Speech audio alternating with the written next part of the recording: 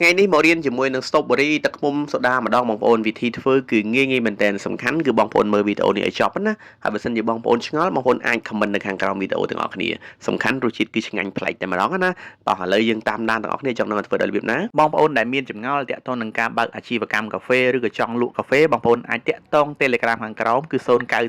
71 45និង11ខាងយើងខ្ញុំគឺមានប្រឹក្សាយោបល់ដោយឥតគិតថ្លៃជាដំបូងខ្ញុំត្រូវការកែវក្រិតចំនួន3កែវក្រិតនីមួយៗគឺមានចំណុះ50 ml ឬក៏ស្មើនឹង50 ml ណាបងប្អូនខាងខ្ញុំប្រើចំនួន3ចេះដើម្បីបងប្អូនងាយស្រួលយល់ងាយស្រួលតាមដានណាបងប្អូនហើយបន្តមកទៀតបងប្អូនយើងត្រូវការសូដា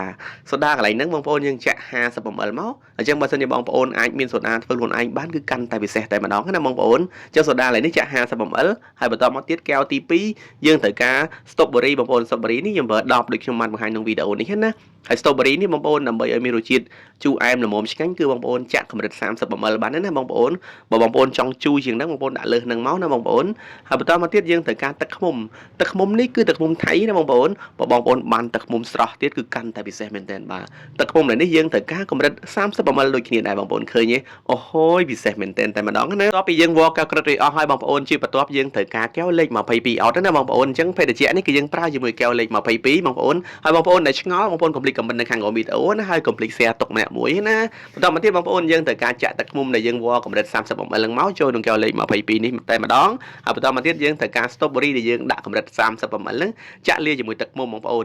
ឡើយនេះយើងចាក់លាយចូលគ្នាសិនណាហើយអញ្ចឹងសូដាក៏យើងចាក់លាយចូលគ្នាសិនដែរបងប្អូនដើម្បីឲ្យវារាវបន្តិចណាបន្តមកទៀតបងប្អូនកន្លែងហ្នឹងគឺយើងយក butter វាយក្រៀមហ្នឹងយកមកកូរបើសិនជាបងប្អូនអត់មាន butter វាយក្រៀមទេបងប្អូនអាចយកសាព្រាមកកូរតែម្ដងក៏បានដែរបងប្អូនបាទអត់ពិបាកទេណាបងប្អូនឃើញទេនៅពេលដែលបងប្អូនកូររួចហើយដាក់ទឹកកកឲ្យពេញកែវបងប្អូននៅពេលដែលបងប្អូនដាក់ទឹកកកពេញកែវរួចអស់ហើយបងប្អូនយើងត្រូវការសូដាឥ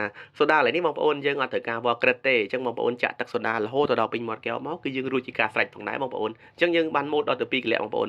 សូដានៅខាងលើ Strawberry ទឹកពុំនៅខាងក្រោមអូហូរសជាតិគឺជូរអែមឆ្ងាញ់តែម្ដងបងប្អូនឃើញទេងាយបំផុតអញ្ចឹងបងប្អូនដែលឆ្ងល់ comment នៅខាងក្រោមវីដេអូហើយបងប្អូនកុំភ្លេច share ទុកម្នាក់មួយដើម្បីបានបងប្អូនយើងដែលគាត់អាចយកទៅធ្វើញ៉ាំធ្វើលក់បានអញ្ចឹងណាបងប្អូននឹងបងប្អូនបើសិនជាខុសឆ្គងកន្លែងណាសង្ឃឹមថាបងប្អូននឹងអធិស្ឋានតោះឥឡូវបងប្អូនយើងភ្លក់ញ៉ាំទាំងអស់គ្នាចង់ដឹងថាបេតិជ្ជៈនេះមានរសជាតិបែបណាបងប្អូនមើលតែមុខអ្នកភ្លក់ទៅដឹងថាឆ្ងាញ់មិនឆ្ងាញ់ទេណាបងប្អូន